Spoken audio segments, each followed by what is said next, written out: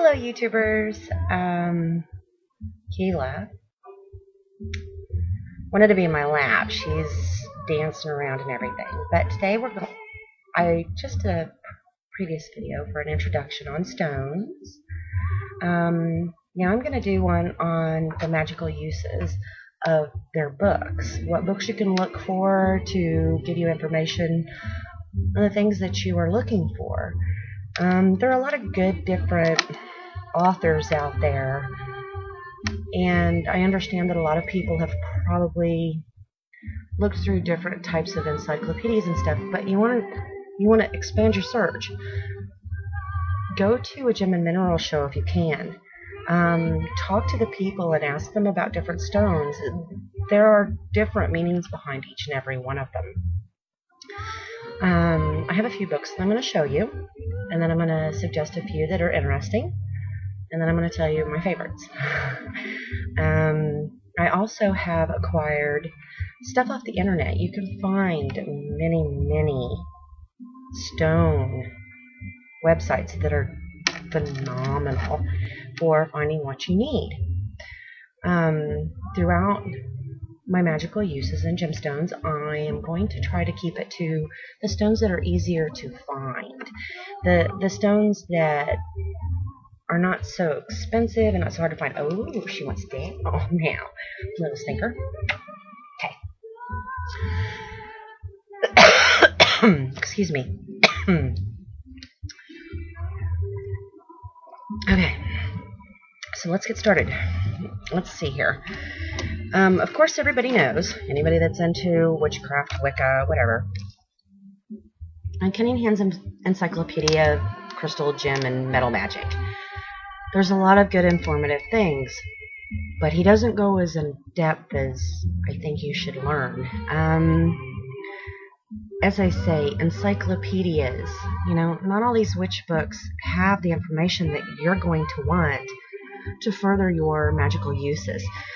So, he's got a wonderful array, and yes, I go through it sometimes, but then again, I match it to another book that I have a fondness for, and I'll get to that book in a little bit. But Cunningham's Encyclopedia of Crystal, Gems, and Metal Magic. It does have some information, but as I say, there's more out there than this book, and some of these stones you cannot find. Unless you have access to them and the money for them. Some stones are extremely expensive.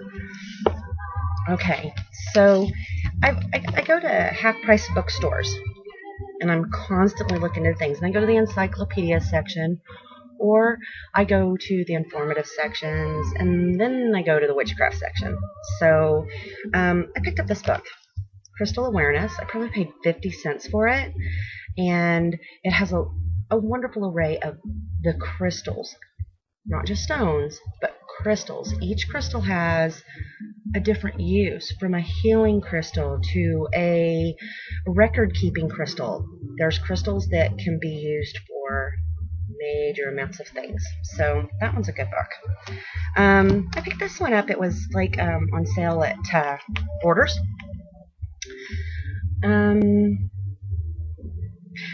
It's okay.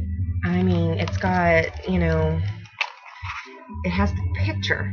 So if somebody doesn't know what the stone looks like, this is wonderful. It helps out. But then again, you want to make sure that you look up the stone again, because it could be a totally different thing for magic other than what's in these books. They coincide, but it may be different. Okay, so now, I'm a retro type girl, and I find things that I absolutely adore that are retro.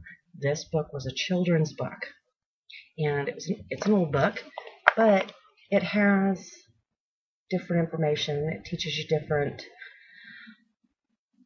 how the rocks are classified. That's a good way to put it, classified.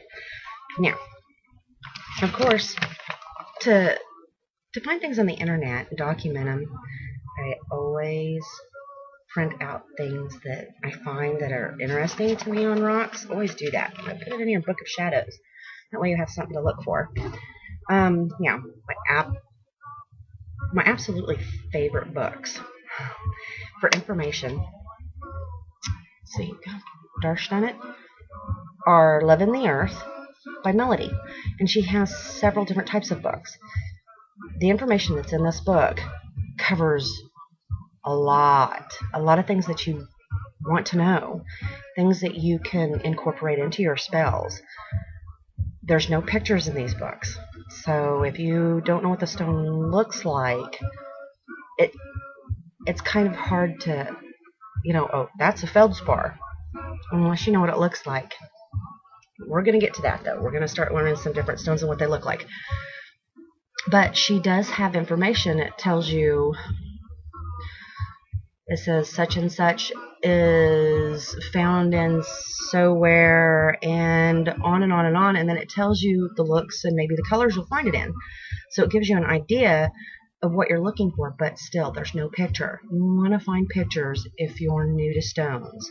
Or ask somebody. And if you find a stone and you don't know what it is, I am more than happy to just send me a picture of it, and I'll tell you what it is.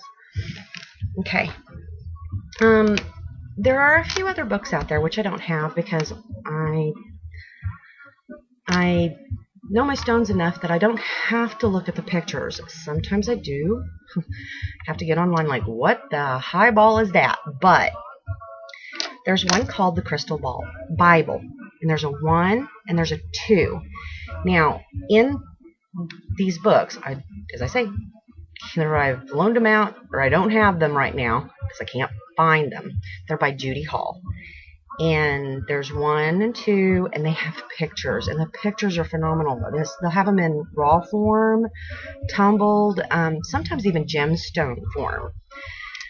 So you want to look for different books and educate yourself on stones via encyclopedias also, not just a book that tells you its magical uses, because every stone has a property, and that property is what you're looking for in your spells that you're going to cast. And how to use them is going to be the fun part. But those are the books that I suggest. Now, this is my opinion. This is what I've done. So I beg you to look out there further than just those magic books. Educate yourself with encyclopedias, the internet. Double check everything. Sometimes a stone can fool you, and you don't know exactly what it is. I've been fooled by them. Even the professors of stones have been fooled by them. So remember, just keep looking and try not to over-exaggerate what you want to buy.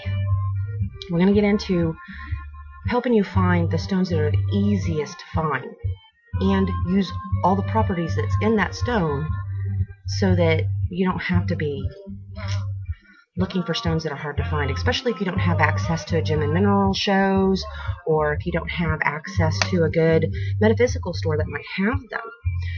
The internet has a lot of different stones on it. You can find them on eBay, whatever. There's even people out there that sell stones, but remember, you're not feeling them. You're not touching them. You're not getting a good look at them, so you can't feel their properties.